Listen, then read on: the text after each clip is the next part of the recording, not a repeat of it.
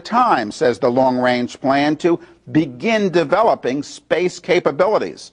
Space power in the 21st century looks similar to previous military revolutions, such as aircraft carrier warfare and blitzkrieg. Says Guardians of the High Frontier, an Air Force Space Command report, space is the ultimate high ground. Master of Space is a motto of the Air Force Space Command.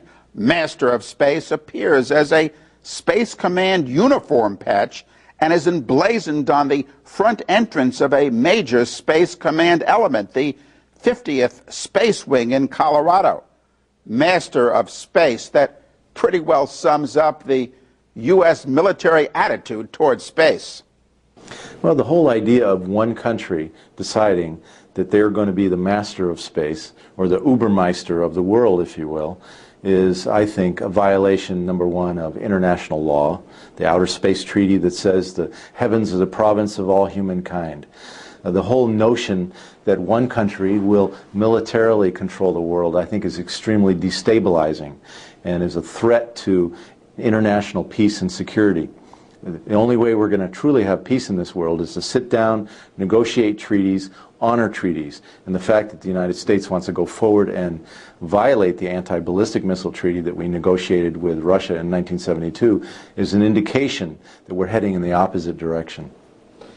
I would hate the idea of anyone wanting to dominate the world. I mean, we tried it, or the Germans tried it during the Nazi time, and the world didn't really like it. I don't think we need a policeman up in space controlling all the world, but we should work on an equal level and on a cooperative level to sort things out and to use space peacefully, certainly, but not use it for military purposes at all. What we're talking about here is the fact that the United States military wants to be the policeman not just of the world, but the policeman of outer space as well. Some people say, what's wrong with that? We're the good guys. We're John Wayne. What's wrong with having us in outer space be the top cop on the block? Because it'll destabilize the entire balance of power. The Chinese have already stated that they will pierce and overwhelm a Star Wars program which is only effective against 20 missiles. And 20 missiles is all the Chinese have. And the Chinese have stated that they think the Star Wars program is directed against them, and they will pierce and penetrate a Star Wars shield. Then the Indians have stated that if the Chinese are going to increase their nuclear arsenal, then they have to, as a question of national pride and security, increase their nuclear arsenal as well.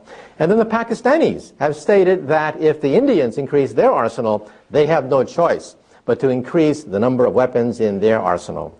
And so the question we have to ask is, do you feel more secure knowing that a Star Wars program which may not work will instigate a new arms race with the Russians, the Chinese, the Indians, and the Pakistanis openly stating that they cannot let the United States be the top cop on the block?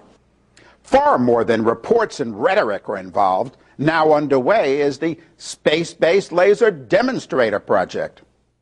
A development program for this project, which the U.S. military says has a life cycle budget of $20 to $30 billion, has begun. Here's a promotional poster showing the laser firing its ray in space while a U.S. flag somehow manages to wave in space above it. Boeing and Lockheed Martin and TRW are partners in this laser. A second space-based laser, already test-fired more than 20 times, is the Alpha high-energy laser built by TRW. The rest of the world perceives Star Wars as a first strike system. The Russians, the Chinese, they're not stupid. If the United States comes out with a bulletproof vest to protect itself, it means the United States can fire from behind the bulletproof vest with impunity. So where's it going to end? This was supposed to be a defensive shield, a shield for peace. Now we know that it's really a first strike weapon system for world domination, and it's also something that is sparking a new arms race as the Russians, the Chinese, and now the Indians say that they want to build a system that will pierce, penetrate, underfly, overfly, and overwhelm and fool a Star Wars program. Some $6 billion plus funds in the black being spent secretly have been going into U.S. space military activities annually. In recent years, what Ronald Reagan in 1983 called the Strategic Defense Initiative has been renamed National Missile Defense. In the fuller picture, what is sought is largely offensive. Indeed, U.S. military documents consistently describe missile defense as just one layer in a broad U.S. program of space warfare. What the United States should do, instead of arming the heavens, instead of deploying nuclear weapons and the latest weaponry in outer space, is to begin the process of demilitarization on the planet Earth, to sign treaties to resolve political conflicts without expensive military hardware, because that only increases the escalation of a new round in the arms race. It's much cheaper and ultimately politically wiser to begin the process of negotiations rather than the militarization of space. Well aware of U.S. space warfare plans, other nations of the world arranged for a vote in the United Nations General Assembly on November 20th, 2000 to reaffirm the Outer Space Treaty and specifically its provision that space be reserved for peaceful uses. Some 163 nations voted for the resolution titled Prevention of an Arms Race in Outer Space. It declared that the use of space shall be for peaceful purposes, carried out for the benefit and in the interest of all countries. The U.S. abstained. Ironically, it was the U.S. that was deeply involved in initiating the Outer Space Treaty. Craig Eisenrath was in the U.S. State Department at that time and central to drafting the treaty. In 1957, the Soviets launched Sputnik. In early '58, the United States responded, and the space race was on. And it became very clear that there were a number of major issues that had to be solved quickly. One of them was, who owns outer space? You had to solve the issue who actually owned it. Another issue had to be, what happens to astronauts or space vehicles if they come down on somebody else's territory? Another very serious question was, where is outer space? Where does it start? Where does it end? A much more serious issue was, how are you going to keep outer space out of the arms race? And so a number of people in the State Department, particularly in the legal office and in the political section where I was working, began working on an outer space treaty. In 1963, there was a UN agreement, a General Assembly agreement, which dealt with some of these aspects.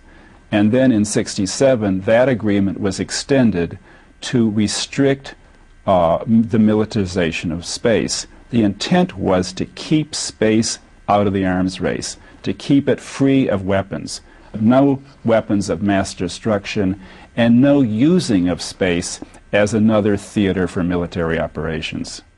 The final wording of the treaty prohibits nations from placing nuclear weapons or other weapons of mass destruction in space. To clear up any confusion and specifically bar any weapons in space, both Canada and China have been active at the UN in seeking to bolster the Outer Space Treaty with an agreement to ban all weapons in space. And Eisenrath says what the U.S. is up to now is a violation of the treaty. The putting of lasers, I think the putting of guidance systems in outer space, certainly the putting of any kind of warhead in outer space is totally against the intent of the treaty. And I think what we are now is on a path by which we're going to subvert the treaty. Interestingly enough, the current administration is trying to get out of these kinds of restrictions. Look at the policy, for instance, for the ABM Treaty. The ABM Treaty is now called a relic of the Cold War. And you're going to see each one of the major arms control agreements